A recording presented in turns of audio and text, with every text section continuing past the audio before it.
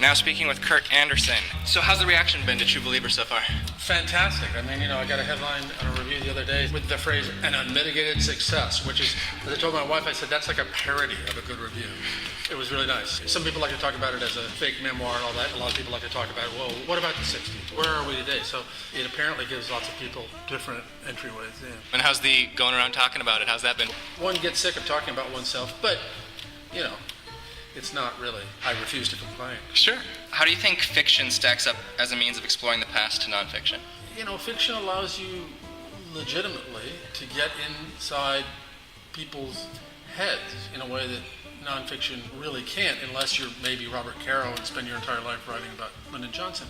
I don't say one is better, but to me it's to the degree you can allow the reader to see a past time through the eyes of characters, and therefore I think you can, if you're successful at it, give a visceral sense of what it's like and how it's, and the famous line is, the past is a foreign country. It is, but I think if you put it in an individual's eyes and you can take all kinds of license with that individual because you're making her up, it, can allow you a sense of the time that nonfiction can't necessarily. I mean, nonfiction obviously can do all kinds of things fiction can't do, but half the book is set in the present day, so it's not entirely about the 60s, but to the degree it is about the 60s, I think I certainly convey a better sense of life then than I could in a nonfiction book. Well, you've written a lot of both. Which one is more fun, fiction or nonfiction? Well, that's a very good question. I mean, I did almost nothing but nonfiction for 20 years. Yeah. So this is still relatively newer. I've been doing it now full-time-ish for 15 years.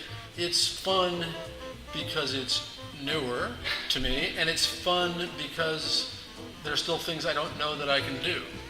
To me, what keeps me interested in writing and living, for that matter, is thinking you can maybe do this thing that you haven't done before, but you're not sure. So it is more fun now.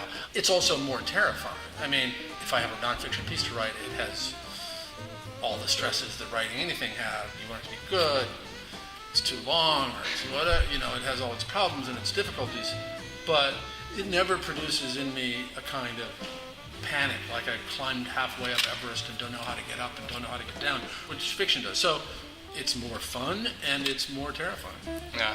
You actually have to make up Everest as you go, which is Exactly, and make up how to get up Everest. That's what I realized when I first started doing it. I mean, it was the first couple of months when I was working on my first novel, I thought, wow, this is great, I can make everything up.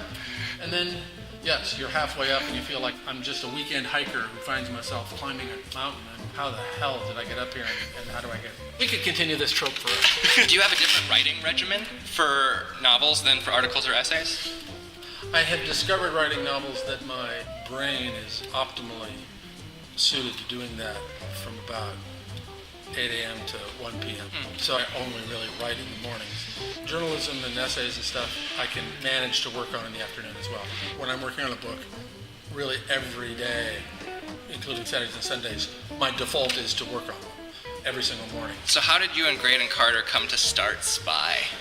We were both writers at Time magazine and just started becoming friends and having lunch, and just as a lark, not really saying, oh, let's invent a magazine. We just started talking about what would be our favorite magazine. Well, it would do this, it wouldn't do this, and it was really just a pretext for conversation. And then we were put in touch by my wife with a business guy who became our third partner, and he said, no, let's really do this. We were lucky in many ways. We didn't set out to say, how can we create a business that will work, or who will be the readers of this? It wasn't even a serious enterprise until a year of talking about it had taken place. We were lucky about the moment. This new satirical sensibility from David Letterman kind of caught a wave at the right moment. Did you know it was going to be as big as it? No. I mean, not only did we think it was a small thing and called it a New York magazine, didn't think of it as a national magazine, it was a stupid, crazy proposition. And then once we started, making enemies, we were already out way out on a limb, and so we just had to keep going. 6 months into it, it started seeming like this had really touched a nerve, people really like this. But no, the first 6 months, it just felt like this is a sugar fools. Like playing around. Yeah, well, like playing around and, working 18 hours a day and making enemies of powerful people. But yeah. You've dedicated a lot of time to decimating the public image of famous people. Why is that a thing?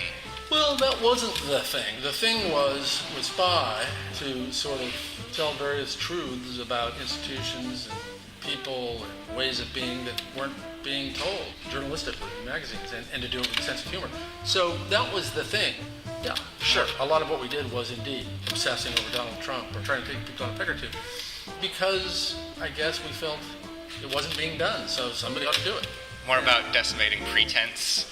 Sure, and hypocrisy and self-importance, and because we only did it once a month as opposed to all kinds of entities that now do it every hour. Yeah. We could sort of pick and choose who and what we were doing and the sort of exact caliber of ammunition we would fire.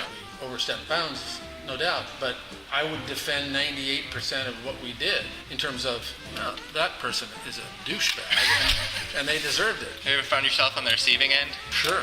Again, it's perfectly fine. It's perfectly fine in any case, but it's perfectly finer if it's done well and deservedly. Is it better to be the editor of a major publication or the host of a public radio show? It's very different. I expect I will never have as much fun in a merry band of brothers and sisters as I did with Spy. I mean, it was this incredibly, intensely collaborative thing. Also, in every respect. I mean, we were, playing with fire in a lot of ways. It was really tough, but also extraordinarily fun. I mean, the dirty little secret about hosting a radio show is it's super easy, comparatively speaking. I mean, I read the book, or I see the movie, or I see the play, I think about it, I ask questions, and then I'm done.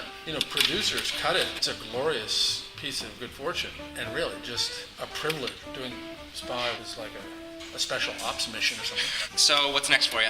Well, talking about myself for another 10 days.